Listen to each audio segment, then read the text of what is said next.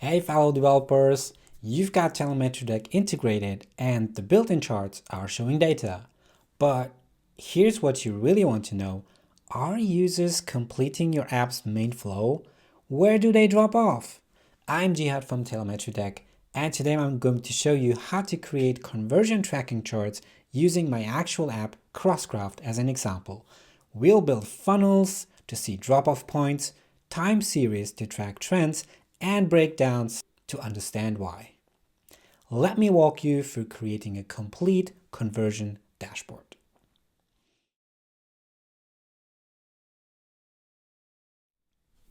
First, let's create a dashboard to hold your conversion charts. In your TelemetryDeck dashboard, navigate to Dashboards and click New Dashboard.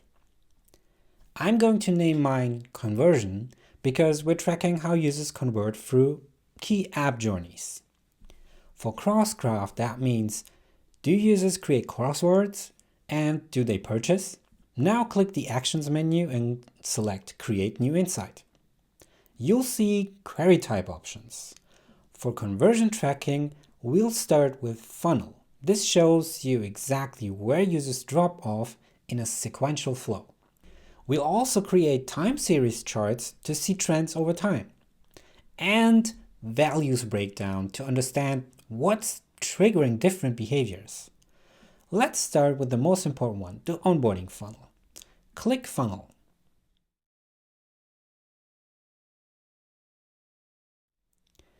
Now we're in the funnel editor. At the top, you see query type, funnel selected right now. That's where we can change the chart type later if we want. Base filters is set to this app by default. That's usually what you want. Granularity is set to all. Funnels look at the complete user journey, not time-based slices.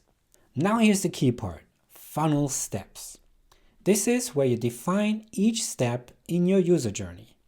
Click Add Funnel Step to create your first step. It'll automatically name it Step 1. We'll change that in a moment. Click to create a filter under the step. Choose New Signal Type Condition and type in the first signal in your flow. For CrossCraft, the first thing users do is select a topic for their crossword. I'll type topic discovery.selected topic. Now change the step name from step 1 to something clear. I'll call mine select topic. Click plus add funnel step again to add your second step. Create a filter for the second action, in my case optionswizard.create crossword. Note that these are custom events I'm sending in my app when users do these related actions. Add step 3, but this one is interesting.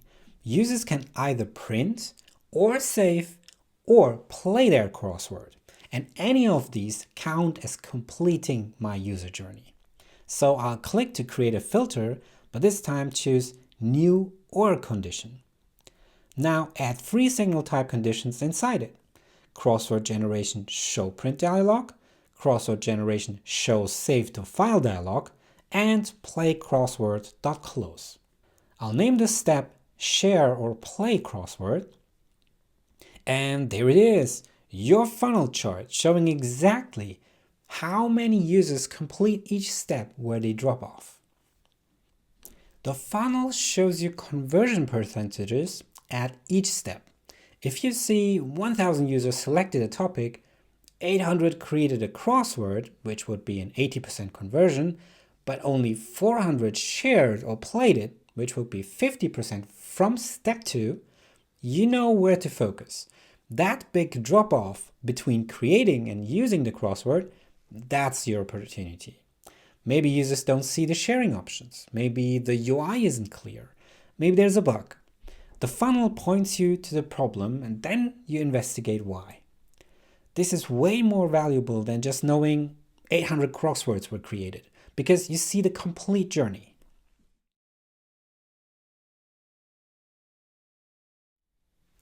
I created another funnel the same way, this time called Purchase Conversion. The steps in this case were first show paywall, tracking when users see the paywall. using an OR condition for two signals that I'm sending. One options wizard.show paywall, another settings.show paywall. Then the second is complete purchase, tracking paywall.onPurchase completed. This shows of everyone who saw a paywall, how many purchased. That's your conversion rate. Besides onboarding, this is one of the most important funnels to create. Make sure to identify the key conversion journey in your app and create a custom funnel for it.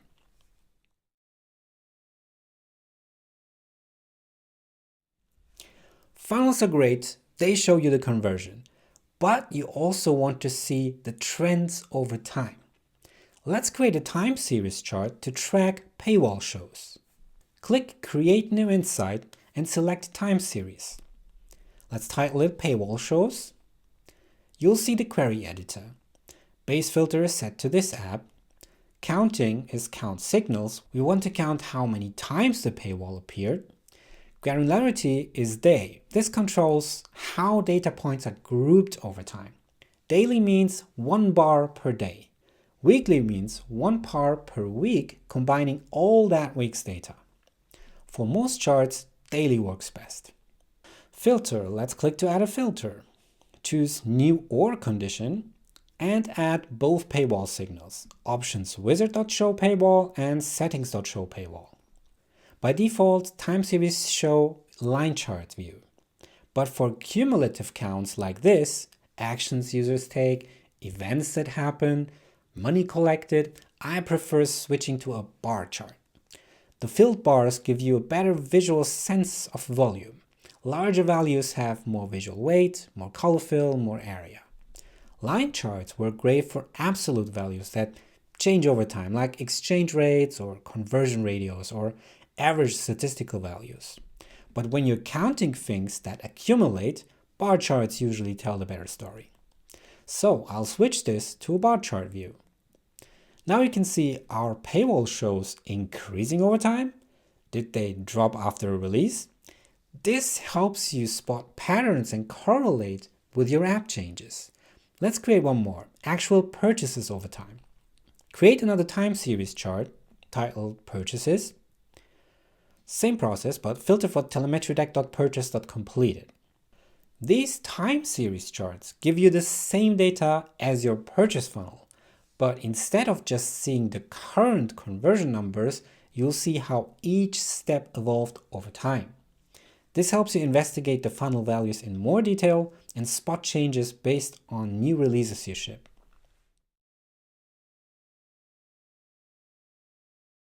Funnels show where, time series show when, but what about the why?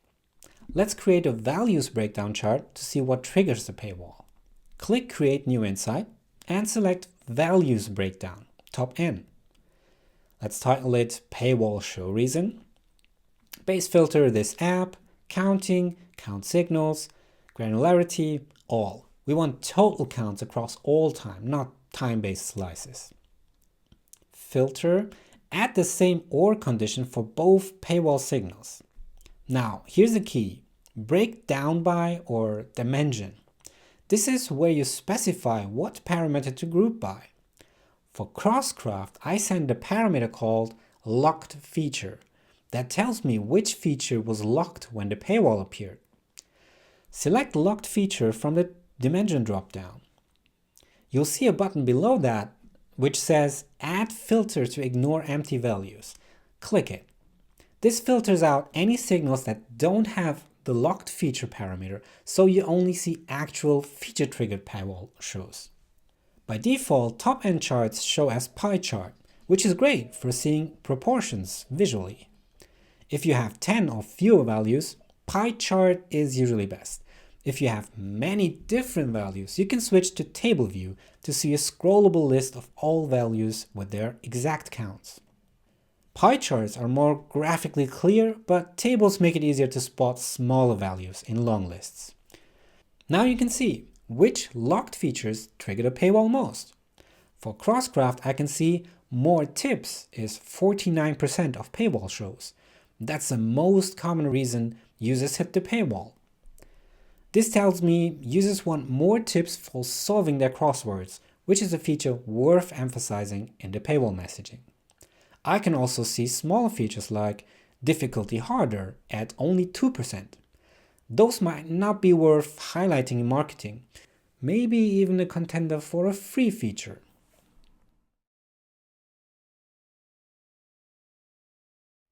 Sometimes you'll want to create a chart that's more complex than the UI editor can handle. Maybe you need percentile distributions, custom aggregations, or multi-step calculations. When that happens, you can switch to advanced query mode and get help from AI. Here's how it works. First, create your chart as close as you can get using the UI editor. Then, click on Query Type at the top and select Advanced Query. TelemetryDeck converts your visual chart into the underlying TQL query. That's the JSON code that actually runs. Copy that query. Next, go to the Explore tab in TelemetryDeck and click Export for AI on the left. Download both files it offers, your app's structural data, events and parameters, and the TQL guideline that teaches AI how TQL works. Now open ChatGPT, Claude, or your preferred AI tool. Upload both files, paste your query, and ask your AI to modify it.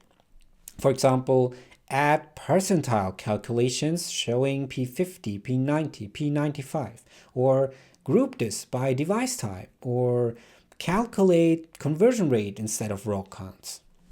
The AI knows your app's structure from the structural data file. It knows how to write valid TQL from the guideline file, and it can see what you're already trying to do from your pasted query. It'll generate a modified query for you. Just copy it and paste it back into TelemetryDeck's advanced query editor. And you're done. Complex analytics without learning TQL yourself. This is our current approach to making complex charts easier when they exceed what the visual editor can do. And we're always working on expanding what the visual editor itself can handle. But for now, AI Assistant bridges that gap. And that's how you create conversion tracking charts in TelemetryDeck. Start with funnels to see where users drop off. Add time series to track trends over time. Use breakdowns to understand why users behave certain ways. And configure your signals in your app code to track the journeys that matter. Build dashboards that help you make better product decisions. Now, if you want to use the exact conversion dashboard I showed, in the description you'll find a link to a shared notebook. It documents the exact signals and parameters that I use in CrossCraft that you need to adopt in your app, and contains a dashboard file you can import. Just click Import Dashboard in your TelemetryDeck dashboard, select the file, and adjust the signal names to match your app, and you have the same charts ready. Super useful. And that's it for this video. Thanks for watching and happy coding.